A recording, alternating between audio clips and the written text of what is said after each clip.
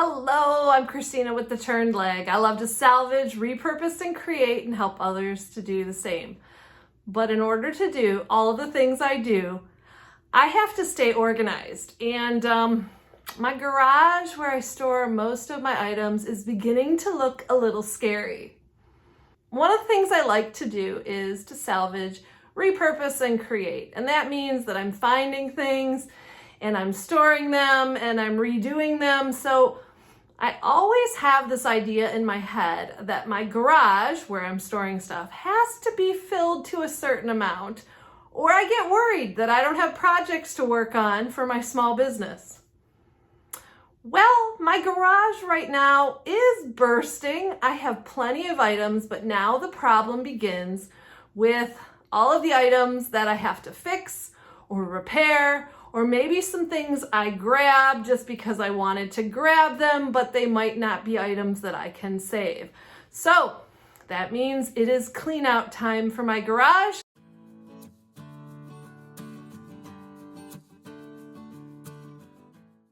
Let's check out my garage, and it was definitely time to clean it out. It was bursting. Please understand, my garage is extremely small and it is used as a workspace, and I'm also a mom, so my daughter has a lot of her items in here too.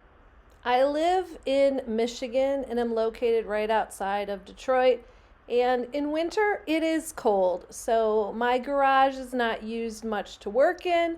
Instead, I just kind of throw things in there and get in and out as quick as possible. A big chunk of the mess is just because things are not organized. So the first step is to take everything out and do a little organization along the way.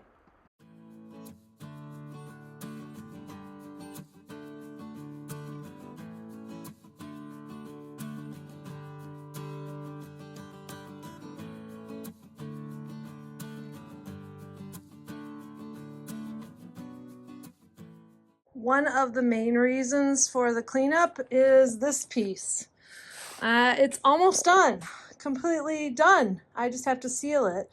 Because it's so heavy, I wasn't able to bring it inside to seal it, but I need to seal this before it gets damaged, put the knobs on it, and sell it because it's not making any money here in my garage. Are you enjoying this video? If so, take a second to give a like and subscribe. Also, you can click the bell for notifications. This will all really help me to continue to grow my channel to help others to salvage, repurpose, and create. It's amazing what you can find when cleaning out your garage. Part of the big problem is things are not put where they need to be, like these chairs and this little boogie board. They do not need to be down here right now, and if I look up high in my rafters, the tomato cages need to come down for our summer garden. So first things first, I need to put the unused items up high, take down the items I need, and then get on to the rest of the organization. This is my main workspace in the garage, and you can't even see, but this is where all my tools and items are kept. There also is a very long work table here right now that is completely covered. So the first thing I need to do is sort things out. I put away all my tools in my blue cabinet there, and then I use old drawers to help organize all my other items. But these drawers were no longer organized, so it was time to go through, sort, clean, and pitch. I like to have things as organized as possible so I can stay on task with all of my projects.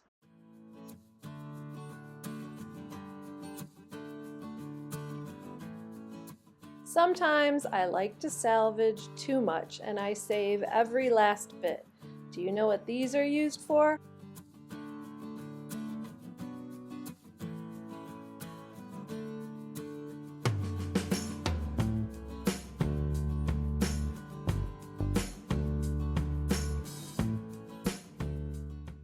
Another advantage of cleaning up the garage, I found a piece of hardware that I really need to finish one of my pieces that I'll be working on soon.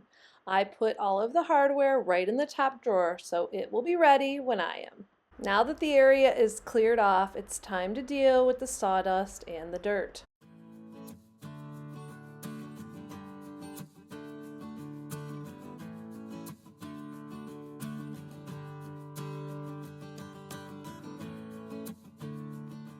I love having a clean workspace. Now I'm ready for my next project.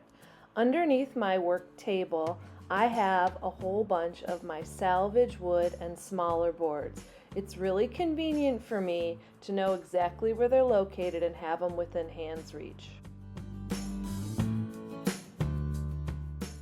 I also spent some time organizing this storage rack. This contains some gardening items and a lot of my daughter's things for summer. As I'm pulling things out of my garage, I am sorting them into piles. I have a pile here of items that need repairs. I also have a pile of things that need to go back into my house because that's where they belong. And I also have a pile of furniture that really doesn't need any repair and is ready for paint.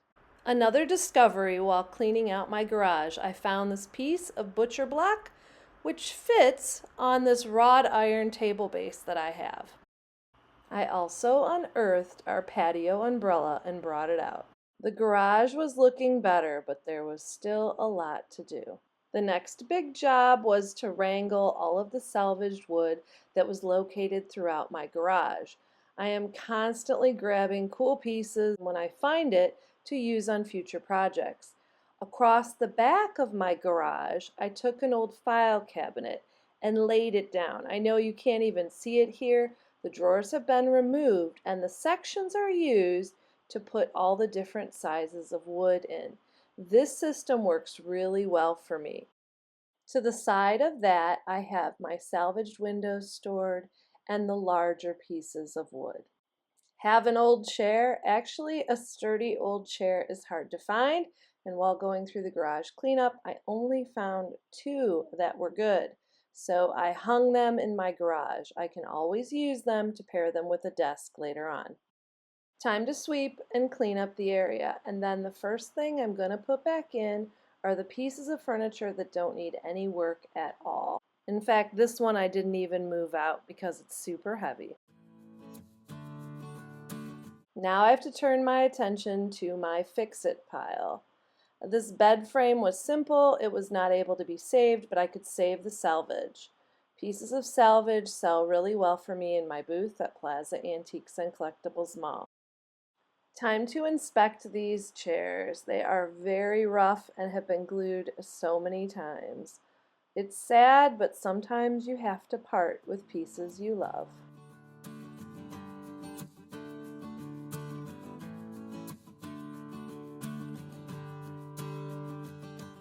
And these chairs have dry rot. You know, sometimes you grab things that look good, but on further inspection, there's no way for you to save them. Another sad story was with this table. One of the major braces of this table had a horrible structural crack. There's nothing I can do to fix it, but I did salvage what I could from the table. So many times I find drawers without desks or dressers, and I always love to grab the good ones. These need a good cleaning, and then I am going to turn them into more storage for my booth at the antique mall. I like to remove the hardware, fill the holes, and paint the fronts with DIY paint. I use DIY paint as a chalkboard paint, and then I can write right on the front what is in each one of the drawers. For more information on how to use DIY paint as a chalkboard, you can click on the link above. I put all the drawers on my table so they are ready and I can start my next project. Next up from the repair pile is this cute little dresser that I got in an estate sale. The gentleman hosting the sale helped me load it, and we were taking the drawers out to make it lighter. A few of the drawers would not come out easily, so let's check the drawers. Luckily, the fix was easy. A few of the drawers were just in the wrong spots. Even though they all looked the same, they were not. Really important if this happens to you to then number your drawers before you begin your project. When you have a junk garden, a lot of times people give you things to add or you collect them. These are just a few of the items I have that are going to need to be incorporated into my junk garden at a later date. If you want to see more of my junk garden, click on the link to the playlist above. This is one of the coolest pieces I was given. Anyone know what this is? If so, comment down below. Unfortunately, the rain clouds came and followed by rain, so it was time to pack it up for today. I quickly popped everything back into my garage, but tried to keep things organized, like the items still going to the antique mall, the piece that needed to be finished,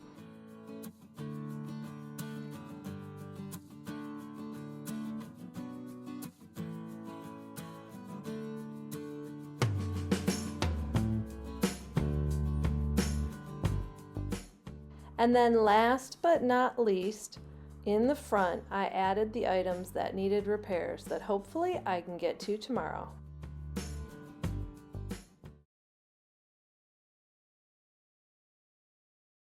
The weather on day 2 was pretty similar, but I still had projects to complete. So first things first, this little table needs a whole bunch of the holes filled. I'm using spackling compound to fill in the holes, so when I'm ready to paint, it will be 2.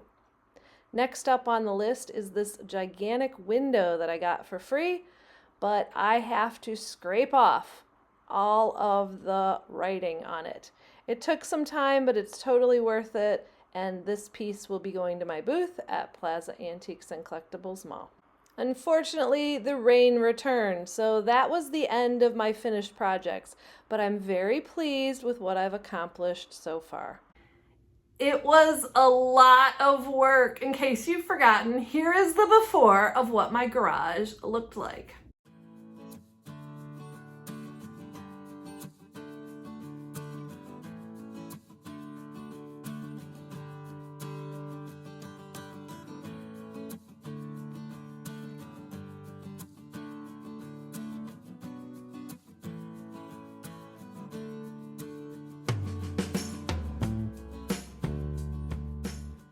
Now I've had a great opportunity to pull everything out, see what I have, reorganize items, get some basic repairs done, and this will make everything I do go a lot smoother.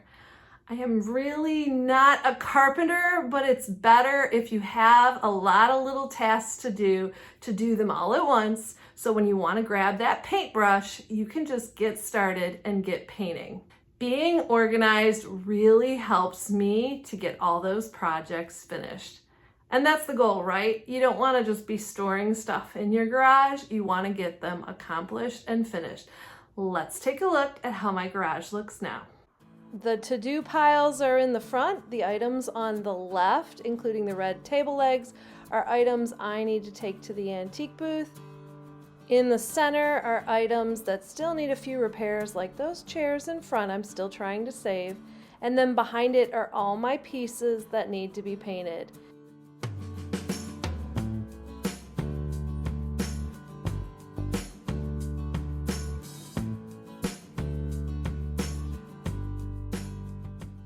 Thanks so much for watching this video. I hope this has inspired you to maybe get a little bit more organized and get out there to salvage, repurpose, and create.